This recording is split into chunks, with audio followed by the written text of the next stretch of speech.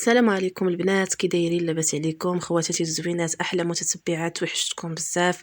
كنتمنى تكونوا بخير وعلى خير، ويلقاكم هذا الفيديو نتوما في احسن الاحوال ان شاء الله.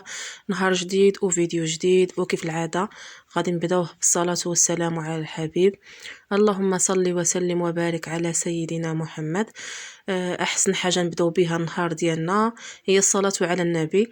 يعني البنات الا بدينا بالصلاه على النبي وبدينا بالبسمله، يعني بسم الله توكلت على الله، الله سبحانه وتعالى تيعاوننا وكيوقف معنا، وبحال كتكون واحد اليد خفيه اللي كتعاوننا وكتسهل علينا المأموريه وكتسهل علينا اي حاجه كنديروها، سواء الشقه ديال الدار او الخدمه او اي حاجه في الحياه اليوميه.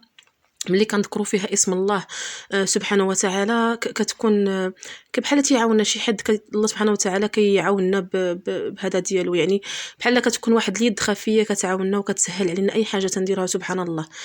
المهم البنات، اليوم جيت نتشارك معكم النهار ديالي اللي كنتمنى تقبلوا عليا ويعجبكم. ومهم على قد الحال النهار ديال المرأة البسيطة العاملة في البيت، يعني كيفاش كيدوز. واخا شي لقطات كيف ما تنقول لكم ديما، النهار ديالك ملي تيكون كتكوني خدامه في الدار ما كتحكميش في حتى حاجه، يعني كيكون داكشي كيجي هكاك معناك ما كتحكميش في الوقت. المهم كيف ما قلت لكم اليوم غنشارك معكم الغدا ديالي. غدا ساهل وزوين، يعني خفيف. غندير معكم واحد الكغاتان ديال الشوفلور اللي كيجي بنين بزاف، خفيف يعني دغيا كيوجد، ما فيهش تعقيدات، ما فيهش قوه الشقلالات، ساهل وفي نفس الوقت كيجي صراحه بنين بنين بزاف بزاف. والله الا غير جربوه على حسابي، نقول لكم شي حاجه اللي مضمونه.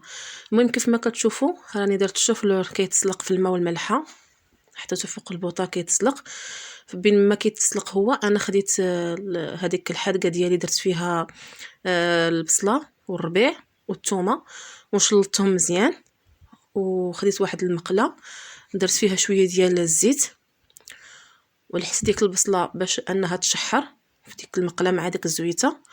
وفي نفس الوقت هي بدل ما كتشحر انا اي حاجه غسلتها خدمتها كنحاول انني نغسلها باش كنربح الوقت، يعني باش ما نجمعش عليا الماعن بزاف كنحاول انني اي حاجه استعملتها في النهار كنغسلها في نفس الوقت، باش هكا كنسهلوا على روسنا. يعني الشقه ديال الدار غنكون الوقيته في نفس الوقت فاش غادي نغسل الماعن غادي نسالي الشقه ديالي. المهم انا هنا بدل ما غتشحر غادي يكون داك هاد الشوفلور هذا راه هو تسلق صافي تسالى. غنرد ديك البصله ديالي تشحر هنايا في هاد الراس الاخر د البوطه، وغادي نزيد عليها ديك الطريفات ديال الصدر ديال الدجاج مقطعين.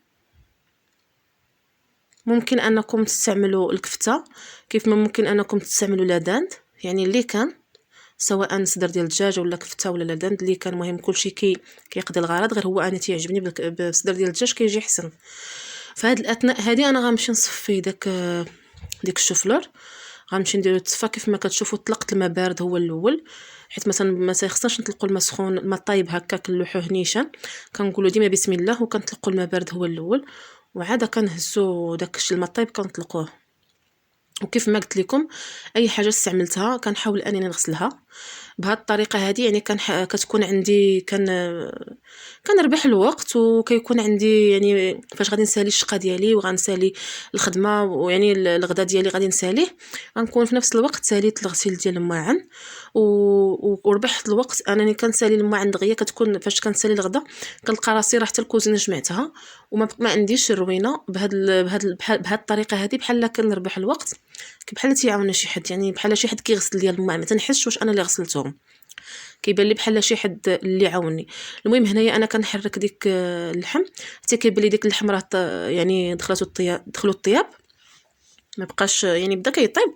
باكا عاد كنزيد له العطريه باش تدخل فيه ديك العطريه. غادي نزيد له شويه ديال التحميره وشويه ديال الخرقوم، وغادي نزيد السكينجبير، وغادي نزيد شويه ديال البزار، واحد المعلقه ونص يعني الكمون كنزيدو شويه بزايد، واحد المعلقه ونص اولا جوج المعالق د الكمون.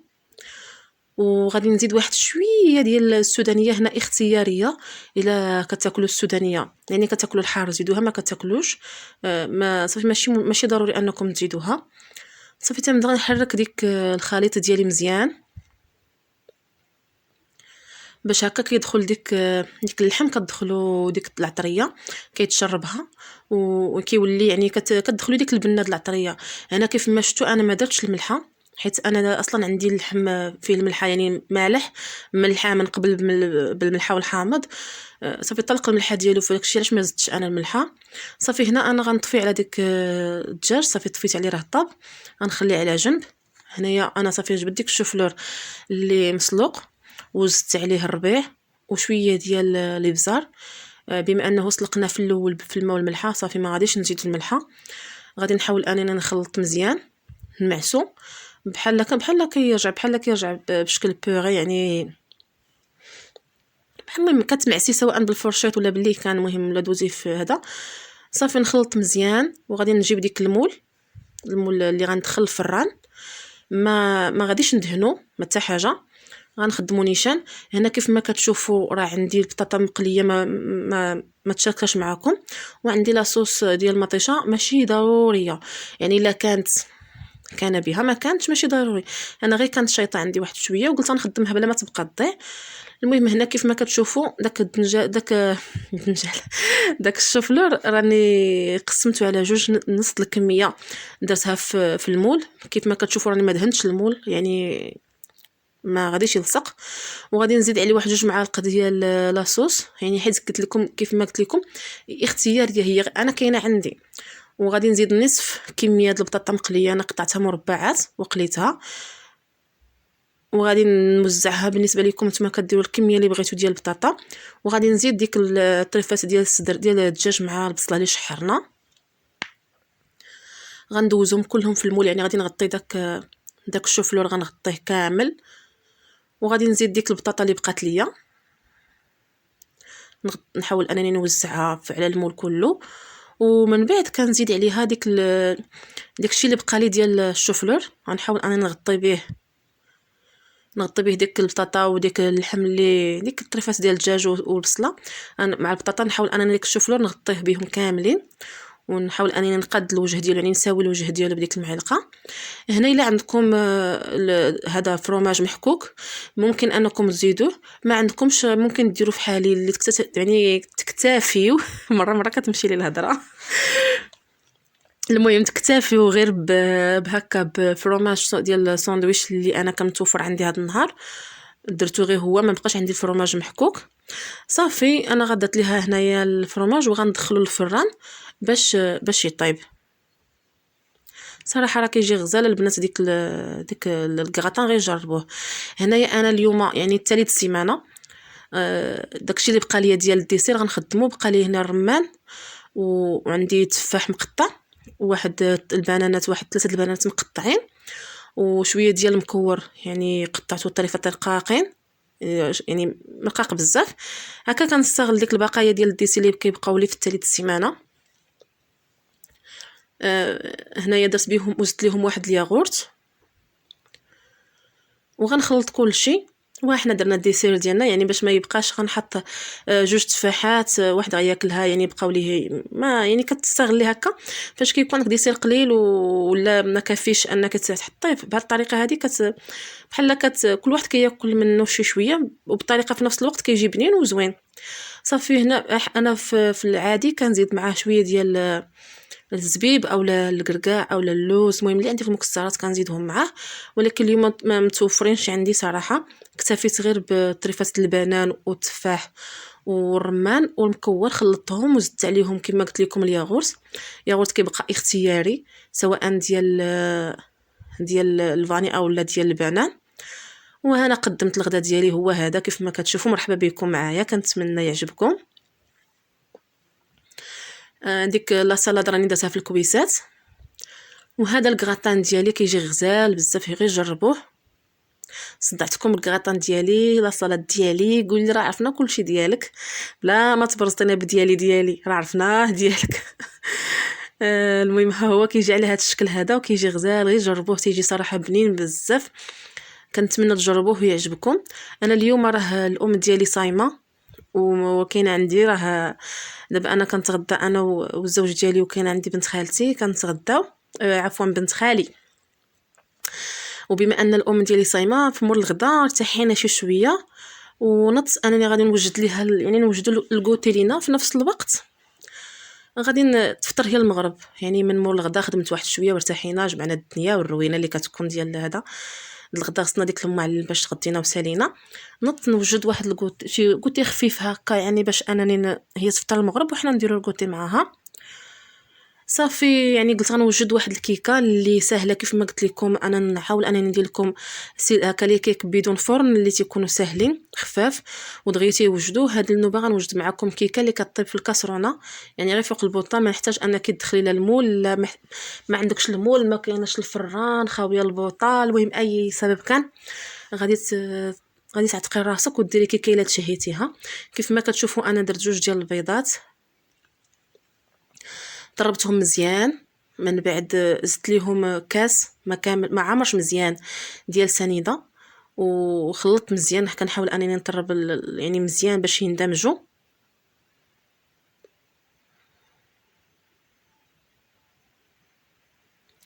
من بعد غادي نزيد ليها ديك الكاس الا ربع ديال الزيت. غنحاول انني نزيدو بالتدريج، ما غاديش نزيدو دقه وحده، يعني كنزيد شويه ونطرب ونعاود نزيد شويه. هنا ممكن انكم تستعملوا الطرب الكهربائي او يعني الباتور، ممكن تستعملوه، ممكن تكتفيو ممكن راه مره ما تديوش عليا، كيهرب لي اللسان كتمشي لي الهضره. المهم سمحوا لي وديوني يعني قبلوا عليا. هنا كنزيد كيف ما قلت لكم الزيت دقيقين بشويه. كنحاول انني نخلط كلشي مزيان تيندمجوا.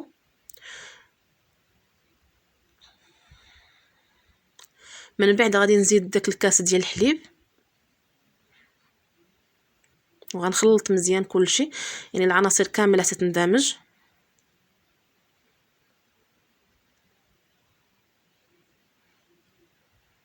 هنا راني كنوجد وتنهضر مع بنت خالي تدوخاتني. المهم هنايا راني غنزيد واحد شاصي ديال الفاني. ممكن تنكهوها باي نكهه بغيتو، ماشي ضروري ديروا الفاني، يعني ممكن ديروا شي نكهه اللي بغيتو نتوما. وغادي نزيد لواحد الكاس ديال الطحين، الكاس الاول، وغادي نخلط.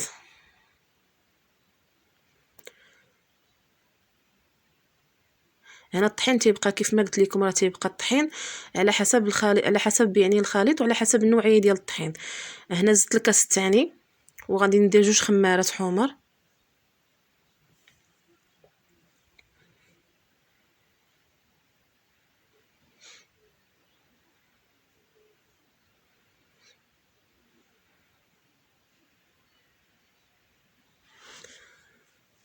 من بعد غادي نزيد لها واحد نص كاس ديال الطحين، حيت بان ليا يعني ماشي نص كاس كامل، غير بحال ربع كاس ديال الطحين. وغادي نزيد الشاصي ديال الكاكاو وغادي نخلط الخليط كامل.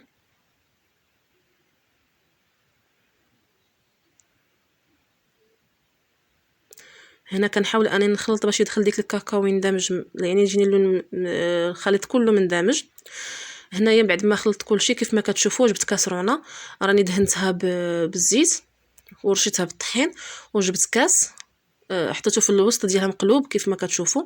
وغنكب الخليط ديالي كامل في ديك الكاسرونه، يعني فاش كترجع لينا الكاسرونه بحال شي مول، ديك لي مول اللي متقوبين في الوسط هكا. كنستغلوا الكاسرونه بحال عندنا شي مول يعني اللي هذا متقوب. هنايا درتها فوق المقله الثقيله كيف ما كتشوفوا، وغطيتها غنغطيها بشي مغطى كيف ما كانت. المهم هنا راه نسيت ديك اللقطه فاش تقطعت لي في المونتاج، انني درت لها بحال حمام مريم، عمرت ديك المقله بالماء وحطيتها باش طيب. وهنايا فاش ساليت فاش طابت راني قلبتها وحطيتها في الطبسيل، وزدت لها دهنتها بواحد بخليط ديال واحد لاصوص اللي درت فيها الشوكولات ذوبته، وزدت ليه دانون مسوس وكنخلطها. هاد اللقطه هادي راني كنت كنسربي لحقاش المغرب كان قريب يأذن، وفي نفس الوقت شي عيالات دخلوا عندي، فسمحوا لي في اللقطه فين كنت كندهن راه دخلوا عندي العيالات. صافي ما كملتش التصوير، تقطع ليا التصوير، صافي مشيت استقبلتهم. كيف ما قلت لكم هذه الضريبه ديال الانسان اللي تيكون خدام في الدار. المغرب كانت قريبه تودن والعيالات دخلوا، خاصني نعطيهم وقتهم، خاصني نسربي انني نحط لهم الفطور. المهم قبلوا عليا. كيف ما كتشوفوا راني حطيت الحقاد ديال الكراطان حتى هي باش تفطر به، حتى ما تغداتش معانا. وحطيت هادشي اللي كتب الله يعني باش نتفطر. حنا كنديروا الكوتي ديالنا وهي تفطر المغرب. والكيكه ها هي كتجينا على هذا الشكل كيف ما كتشوفوا، راه كتجي عاليه وكتجي خفيفه ومفشفشه، كتصدق 100%. غير جربوها وزعما وثقوا فيا. هانتوما كيف ما كتشوفوا والله الا كتجي مفشفشه وخفيفه بزاف بزاف. غتجربوها على حسابي غتولي معتمده عندكم. المهم ان شاء الله باذن الله باقي غنزيد لكم لي كيك بدون فرن. هاد المره ان شاء الله غندير لكم انواع ديال لي كيك بلا كريم اللي يصلحوا في هاد الايام هادي، اللي بغى يحتفل بهم يعني في راس السنه، اللي كيحتفل براس السنه غيبغي يحتاجهم. المهم كيصلحوا بزاف. اللي بغى يحتفل غير مع براسو كيف ما انا كندير مره. المهم البنات كنتمنى يعجبكم هذا الفيديو هذا، واللي اول مره كيزور القناه ديالي ما يبخلش عليا بالاشتراك ويفعل زر الجرس باش يوصلوا كل جديد. وما تنساو منيش من لايك ولي كومونتير. الى اللقاء.